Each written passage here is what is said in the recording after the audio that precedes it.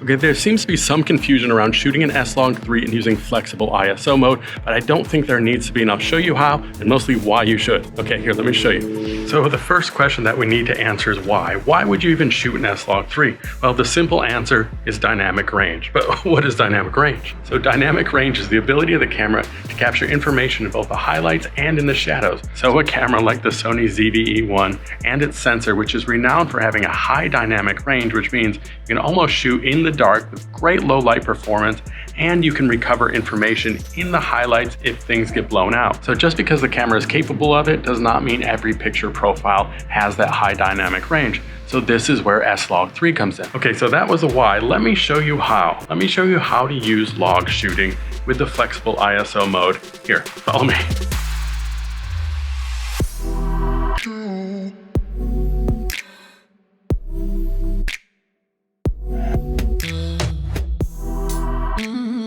So first, let me just reiterate that this sensor, but with the FX3, just shot a whole epic Hollywood sci-fi big budget movie because of its high dynamic range and low light capabilities within the compact form factor, and this is even smaller, and guess what picture profile they use? Yep, Slog3. So how we do it is easy, but there's one essential element that you need to know about first, because shooting in a log format can be really difficult because of how flat and low contrast the image is. So you need to monitor with a display LUT, a conversion LUT that adds in the color and contrast when you are viewing it, which you can use the in-camera ones, which are okay, or you can load in your own or get some free ones that Sony provides, which I also don't like that much. And then there are expensive ones. You may have heard of the Phantom LUTs, which are great.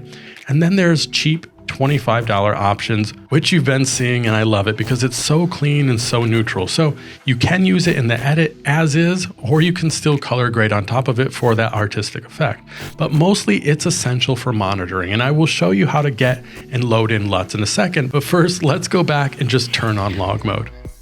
So go into your menu, and this is Sony's newest and best main menu page that I also have on my FX3, but on the ZV-E1 you have a much simpler way of shooting in Slog3, whereas the FX3 has Cine EI mode that locks you into shooting in the base ISO of 800 or the second unofficial native ISO of 12,800, and this can be very confusing. Or you can shoot in flexible ISO mode like in the ZV-E1, which allows you to shoot in Slog3 and choose whatever ISO you want. So you go to the main two, and then at the upper left you will see log off. So go in and turn it on, and you will see flexible ISO. Then menu back, go to color gamut, and make sure you're in SGAMUT 3 Cine, which it already should be in, and don't worry about embedding the LUT file, so off is good. So menu back to the main one, and go to turn display LUT on. Menu back to select LUT. So here you can go and just keep it in Slog3, but I don't recommend it. Or you can use their in-camera Rec. 709 conversion LUTs, which is a whole topic in and of itself. I'll link you to another video where I discuss this, but basically it's changing the color space container of colors to something closer to how we would view it on our TVs, which is a limited RGB color triangle called Rec. 709.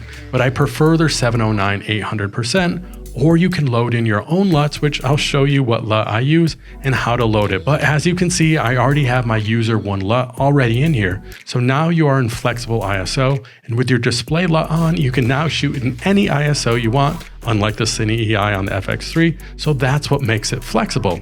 However, I still recommend, when you can, only shooting in 640, the base ISO, and 12,800, the second native ISO, because this will give you the cleanest and less noisy image. Here, I'll show you. Okay, so I want to talk about Slog3's dual native ISO, unofficially dual native ISO, and right now we're at base ISO of 640. This is where you should begin.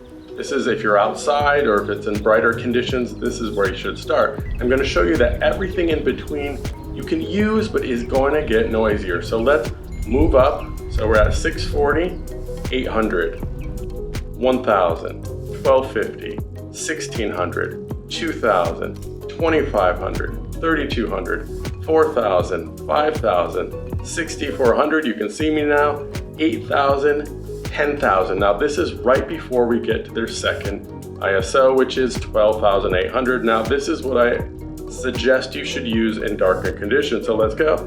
So now we're at 12,800. So here, see, it's very clean. I was in the dark, as you can remember. We're going to go back to 10,000. So look at how noisy this is. Gonna go back to 12,800. You see how that gets cleaned up? That's their second dual native ISO. So again, 10,000. It looks dark, it looks grainy, noisy. Then 12,800, and it's clean. So this you can use in the dark. So there's no lights, I've turned down all the shades, and it's dark, right? So if we go back to where it was, at 640, their base ISO, you can tell I'm in the dark. So now to load in your own LUT, you have to first make sure you have formatted your memory card. So obviously, if you want to format your card, you will delete all of your data, videos, and photos. So remove files that you don't want to be deleted, then go into the shooting menu. In number 3, in media, go to format. And what this will do is format your card with a LUT folder for you.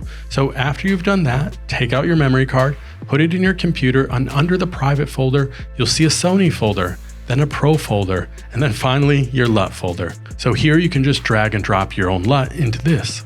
So I use GAMUT for the best conversion LUTs for Sony cameras, linked below. Now check them out. GAMUT is a great resource because they're really affordable and you get both a Slog2 and an Slog3 LUT in the folder. So definitely check them out, as I probably wouldn't shoot an Slog3 without it. But do try the Rec 709 800% in the meantime. So let's load in the LUT, put your card back in the camera, go back to the main menu 1, down to select LUT, go down to whatever user number you want and import. Now select the LUT and you are good to go. And the best part is, this is just a display LUT. It will not bake it into your footage. So you will have to add it in post, which is easy, but I prefer it not to be locked in if I ever want to try another LUT later or color correct it myself.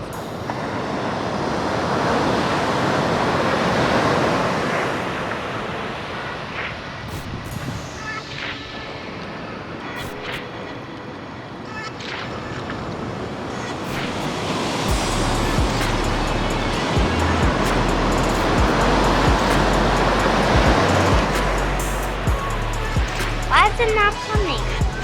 It's coming. Coming.